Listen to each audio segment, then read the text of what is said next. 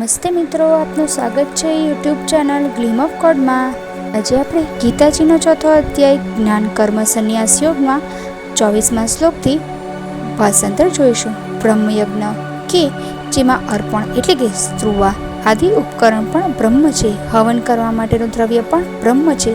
બ્રહ્મરૂપી હોતા દ્વારા બ્રહ્મરૂપી અગ્નિમાં હોમવારૂપી ક્રિયા પણ બ્રહ્મ છે અને સર્વત્ર બ્રહ્મબુદ્ધિ કરવારૂપી બ્રહ્મકર્મમાં સ્થિત રહેનાર એ યોગીને મળનારું ફળ પણ બ્રહ્મ જ છે।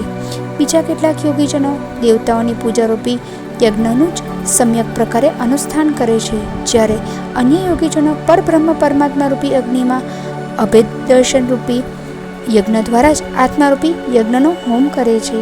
અન્ય કેટલાક યોગીઓ શ્રોમ વગેરે સગળી ઇન્દ્રિયોને સંયમરૂપી અગ્નિઓમાં હોમે છે, તો વળી કેટલાક યોગીજનો શબ્દ વગેરે સર્વ વિષયોને ઇન્દ્રિયોરૂપી અગ્નિઓમાં હોમતા રહે છે। અન્ય યોગીજનો ઇન્દ્રિયોની સર્વ ક્રિયાઓને તથા પ્રાણોની સમસ્ત ક્રિયાઓને જ્ઞાન વડે પ્રજ્વલિત આત્મસંયમ યોગ રૂપ અગ્નિમાં હોમી દે છે। અન્ય કેટલાક માણસો દ્રવ્ય સંબંધી યજ્ઞ કરનારા છે, કેટલાક તપરૂપી યજ્ઞ કરનાર છે, બીજા કેટલાક પુરુષો અષ્ટાંગ યોગરૂપી યજ્ઞ કરનારા છે, અને વળી કેટલાક અહિંસા આદિ લોકોત્તર વ્રતો પાળનારા પ્રયત્નશીલ માણસો સ્વાધ્યાય રૂપે યજ્ઞ કરનારા છે। બીજા કેટલાય યોગીજનો અપાનવાયુમાં પ્રાણવાયુને હોમે છે, તેમજ અન્ય યોગીજનો પ્રાણવાયુમાં અપાનવાયુમાં હોમે છે। તો અન્ય કેટલાય નિયમ પ્રમાણે આહાર કરનારા પ્રાણાયામ પરાયણ માણસો પ્રાણ અને અપાનને ગતિને રોકીને પ્રાણોને પ્રાણોમાં જ હોમે છે। આ સગળાય સાધકો યજ્ઞો દ્વારા પાપોનો નાશ કરનારા તેમજ યજ્ઞોને જાણનારા છે। હે કુરુશ્રેષ્ઠ, યજ્ઞમાંથી બચેલા અમૃતનો અનુભવ કરનારા યોગીજનો સનાતન પરબ્રહ્મ પરમાત્માને પામે છે, જ્યારે યજ્ઞ ન કરનાર માણસ માટે તો આ મનુષ્ય લોક પણ સુખદાયક નથી, તો પરલોક ક્યાંથી સુખદાયક હોય।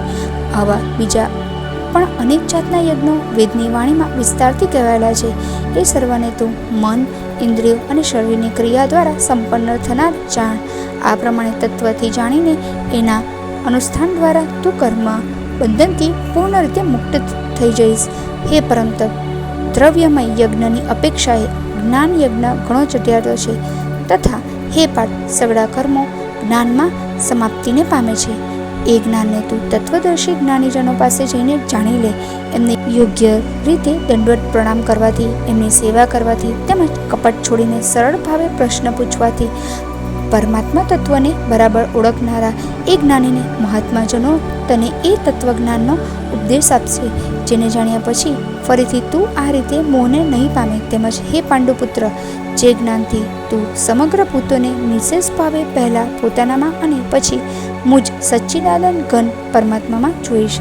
જો તું બીજા સમસ્ત પાપીઓ કરતાં પણ વધારે પાપ કરનાર હોય તો પણ તું જ્ઞાનરૂપી નાવ દ્વારા નિસંદેહ આખા પાપ સાગરને સારી રીતે પાર કરી જઈશ। કેમ કે હે અર્જુન, જે રીતે ભળભળતો અગ્નિ ઘણા બધા ઈંધણોને ભસ્મીભૂત કરી નાખે છે, તે જ રીતે જ્ઞાનરૂપી અગ્નિ સમગ્ર કર્મોને ભસ્મીભૂત કરી નાખે છે। માટે આ સંસારમાં જ્ઞાનના જેવું પવિત્ર કરનારું નિસંદેહ બીજું કશું જ નથી।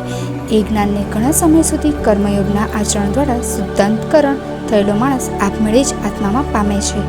જીતેન્દ્રિય, સદન પરાયણ અને શ્રદ્ધાવાન માણસ જ્ઞાનને પામી જાય છે, અને જ્ઞાનને પામીને એ વિના વિલંબે તત્કાળ જ ભગવત પ્રાપ્તિરૂપી પરમ શાંતિને પ્રાપ્ત થઈ જાય છે। પણ વિવેકહીન, અશ્રદ્ધાળુ તેમજ સંશયગ્રસ્ત માણસ પરમાર્થથી નિશ્ચિતપણે ભ્રષ્ટ થઈ જાય છે। આવા સંશયગ્રસ્ત મનુષ્ય માટે ન આ લોક છે, ન તો પરલોક કે ન સુખ।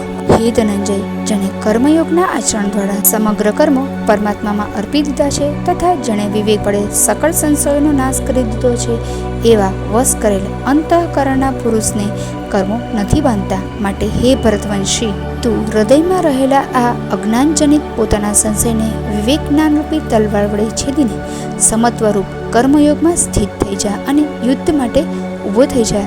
જ્ઞાન કર્મ સંન્યાસ યોગ નામનો અધ્યાય ચોથો સમાપ્ત। જો આપને આ વિડીયો પસંદ આવ્યો હોય તો વિડીયોને લાઈક કરજો, શેર કરજો અને ચેનલને સબસ્ક્રાઈબ કરવાનું ભૂલતા નહીં।